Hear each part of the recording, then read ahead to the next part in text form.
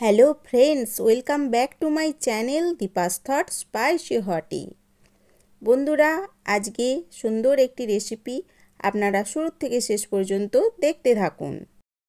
সবুজ সবুজ কড়াইশুঁটি বাজার থেকে গুটি গুটি এলো রান্নাঘরে। এবার একটি একটি খোসা ছাড়িয়ে রাঁধবো তো আজ করে।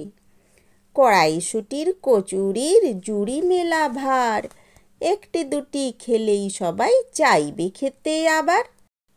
তো বন্ধুগণ, শীতকালের সুন্দর সবজি একটি, সেটা হলো কড়াইশুঁটি। তরতাজা সবুজ কড়াইশুঁটি, লোভনীয় মনকাড়া কড়াইশুঁটি বাজারে অনেক উঠেছে। বাজার থেকে আজ বাড়িতে এসেছে অনেকটা কড়াইশুঁটি। তো কি করব, আজকে কড়াইশুঁটির কচুরি বানাবো এটাই ভাবলাম। তো আপনাদের সাথে শেয়ার করব বলে প্রস্তুতি নিয়েছি। কড়াইশুঁটিগুলোকে সুন্দরভাবে আগে ছাড়িয়ে নিলাম, খোসার থেকে বের করে প্লেটের মধ্যে সব শুঁটিগুলোকে আলাদা করে নিয়েছি। তারপর এই যে একটা বাটি নিয়েছি, তার মধ্যে কিছুটা জল, তার মধ্যে কড়াইশুঁটিগুলো ঢেলে নিলাম, দিয়ে একটু ভালোভাবে ধোয়াধুয়ি করে নেব। আর একটু ভালো জল দিয়ে সেদ্ধ করতে গ্যাসের মধ্যে বসিয়ে দিলাম। এবার ধীরে ধীরে ওটা হতে থাক সেদ্ধ, আমি অন্য কাজে চলে আসি। এই যে বাটি নিয়েছি, তার মধ্যে কিছুটা ময়দা নিয়েছি, ময়দার মধ্যে একটু চিনি, একটু লবণ আর একটু এক চিমটি খাবার সোডা মিশিয়ে নিচ্ছি। এইটা এবার সুন্দরভাবে একটু মাখামাখি করে নিলাম, নিয়ে এর মধ্যে দিয়ে দেব বেশ কিছুটা সাদা তেল। আপনারা বন্ধুরা এখানে ঘিয়ের ব্যবহারও করতে পারেন, আমি আজকে সাদা তেল দিয়ে তৈরি করছি। এবার ভালোভাবে হাতের সাহায্যে কচলে কচলে সুন্দরভাবে ময়ানটা তৈরি করে নেব। তারপরে প্রয়োজন মতো একটু জল মিশিয়ে ডো বানিয়ে নেব। এই যে প্রস্তুত হয়ে গিয়েছে ডোটা। এবার দেখতে থাকুন ধীরে ধীরে কিভাবে আমি রান্নাটি করি। তো কড়াইশুঁটিগুলো যথারীতি সেদ্ধ হয়ে গিয়েছে। এই যে আঙুল দিয়ে চেপে দেখে নিলাম, খুব ভালোভাবে নরম হয়েছে আর জলটা পুরো শুকনো হয়ে গিয়েছে। তো ওটাকে একধারে এখন সরিয়ে রেখে দিয়েছি। এখানে একটু এলাচ, একটু মরিচ, একটু দালচিনি আর একটু কাঁচা লঙ্কা নয়, একটু শুকনো লঙ্কা আর কিছুটা গোটা জিরে রেখেছি। কাঁচা লঙ্কা রেখেছি আরেকটা প্লেটে, কাঁচা লঙ্কা গ্রেট করে, একটু আদাও গ্রেট করে রেখেছি, আর রেখেছি লবণ আর চিনি। তো ওগুলো একধারে সরিয়ে নিয়েছি। আর এই হাতের আঙুলের সাহায্যে কড়াইশুঁটিগুলোকে এখন আমি চটকে পেশাই করে নিচ্ছি, মিক্সির জারের মধ্যে একবারে মিহি করে পেস্ট করছি না, হাতের আঙুলের সাহায্যে যতটা সম্ভব হয় মাখামাখি করে একটু পেস্ট টাইপ করে নিয়েছি। তো এখানে আমি ডো থেকে লেচি কেটে রেখেছি আর সমস্ত উপকরণ সাজিয়ে গুছিয়ে পরিপাটি হয়ে নিয়েছি। এবার রান্নাঘরে চলে এলুম, এসে এই কড়াটা গরম করতে বসিয়ে দিলাম। এবার এখানে আমি রান্নায় প্রবেশ করে গেলাম। এই যে সমস্ত এই যে ড্রাই রোস্টের মশলাগুলো একসাথে ঢেলে নিলাম এর মধ্যে। তারপর এবার ধীরে ধীরে একটু বেশ ড্রাই রোস্ট হয়ে যাবে যখন, ঢেলে তুলে রেখে নেব। তো তার মধ্যে আমি দারুচিনিটাকে একটু হাতের সাহায্যে একটু টুকরো করে নিলাম, যাতে চটপট ভালোভাবে রোস্ট হয়ে যায়। তো এবার যথারীতি হয়ে গিয়েছে, আমি পাশে তুলে রেখেছি ঠান্ডা করতে। তারপর আমি সময় সুযোগ বুঝে গুঁড়ো করে নেব। তো এখন পরবর্তী ধাপে চলে এলাম, কি সেটা না, কড়াইটার মধ্যে একটু সর্ষের তেল গরম করে নেওয়া। তো হয়ে গিয়েছে গরম। তারপরে আমি ধীরে ধীরে উপকরণ যোগ করতে থাকবো। প্রথমে দিয়ে দিলাম একটু ওই যে কাঁচা লঙ্কা গ্রেট করে রেখেছিলাম, সেই কাঁচা লঙ্কা আর আদা। বন্ধুরা, আপনারা এখানে বেশ মিহি মিহি করে কুচিয়েও দিতে পারেন। তো আমি গ্রেট করে নিয়েছি, বেটে দিলেও হয়। রান্না একটা শিল্প, যেভাবে হোক করলেই হবে সুন্দর। তো তারপর ওই যে মটরশুঁটিগুলো হাতের সাহায্যে মেখে মেখে রেখেছিলাম সেটাও ঢেলে দিলাম, দিয়ে সমস্তটা একসাথে বেশ ভাজাভাজি হবে। তো তার মধ্যে এবার দিয়ে দিলাম লবণ, চিনি, এগুলো সব সহ একসাথে বেশ ভাজাভাজি করে নেব, যাতে এই কড়াইশুঁটির একটা কীরকম হালকা হালকা গন্ধ থাকে, কাঁচা কাঁচা, সেটা যতক্ষণ না যায় ততক্ষণ আমি একটু ভাজাভাজি করে নিচ্ছি। তো এবার এই পাশে চলে এসেছি শিলের মধ্যে, সেই ড্রাই রোস্ট মশলাগুলো ভালোভাবে আমি গুঁড়িয়ে রেখে দিয়েছি। তারপর এখানে এখন চলে এলাম রান্নাতে। আরেকবার কি করছি, এখানে ওই মশলা গুঁড়োটা আর একটু সামান্য আমচুর গুঁড়ো দিয়ে নিয়েছি, দিয়ে একটু মাখামাখি মিশিয়ে নিলাম, যাতে খেতে খুব সুন্দর স্বাদ হয়। বন্ধুরা, আপনারা তেঁতুলের পাল্পও অল্প একটু দিতে পারেন, আমি আমচুরটাই এখানে আজকে দিয়ে রান্না করেছি। তো তারপর এইবারে চলে এলাম, ডোগুলোর যে লেচি বানিয়েছিলাম তাদের একটি একটি খুলি বানিয়ে নিয়েছি। হাতের সাহায্যে যে পিঠে বানাই, সেই পিঠের যে একটা বাটির মতো করতে হয় সেইভাবে বানিয়েছি।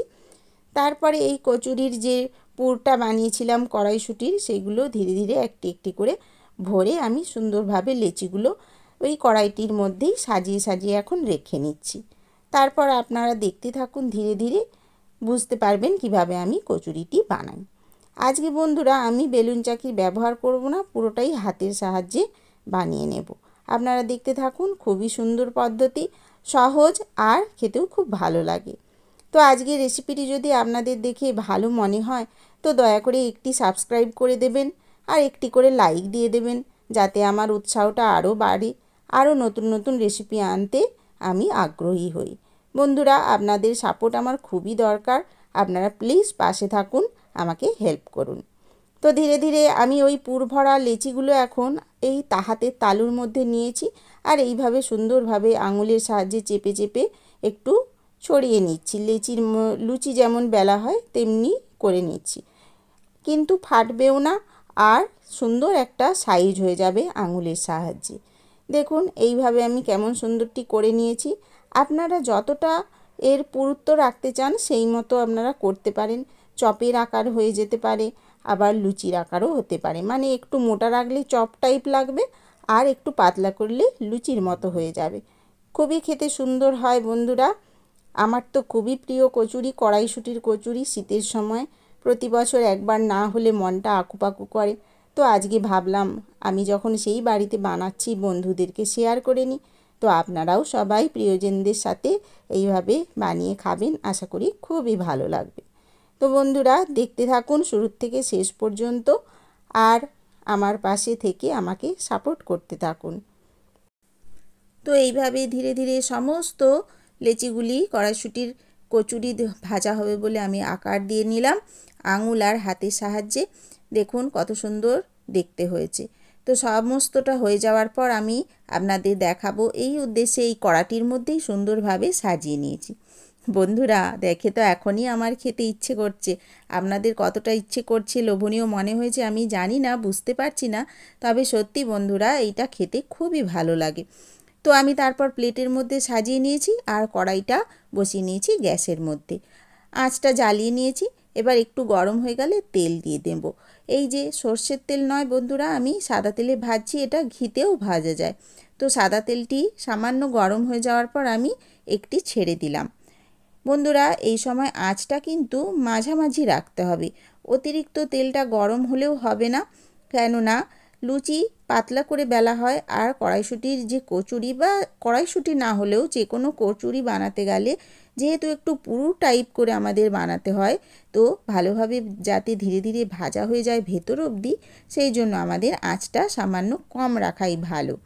না হলে অতিরিক্ত আঁচটা যদি বেড়ে থাকে তখন চট করে ওপরটা লাল হয়ে যাবে, কিন্তু ভেতরটা ভাজা হতে থাকবে না, ঠিকঠাক ভাজা হবে না, মনে হবে যেন সামান্য কাঁচা রয়েছে। তো সেই উদ্দেশ্যে এইভাবে আঁচের তাপটা ঠিক বাড়া কমা করে নিতে হবে, তেলের পরিমাণটা মানে তেলের তাপটাও আমাকে বুঝে নিতে হবে। এইভাবে ধীরে ধীরে সমস্ত কচুরিগুলো আমি ভেজে নিচ্ছি। আর এই যে দেখুন ওপর দিয়ে খুন্তির সাহায্যে একটু তেলটা ছিটিয়ে ছিটিয়ে নিচ্ছি, যাতে একসাথেই ওপরটা গরম তাপটা পেতে পারে। তো একটি একটি করে আমি সুন্দরভাবে সমস্ত কচুরিগুলো ভেজে তুলে নেব। সামান্য লালচে আভা এসে গেল, দেখলাম বেশ ভালোই দেখতে হয়েছে আর ভেতরটা ভাজাও হয়ে গিয়েছে। কচুরি ভাজার পরে একটা সুন্দর হালকা গন্ধ ওঠে বন্ধুরা।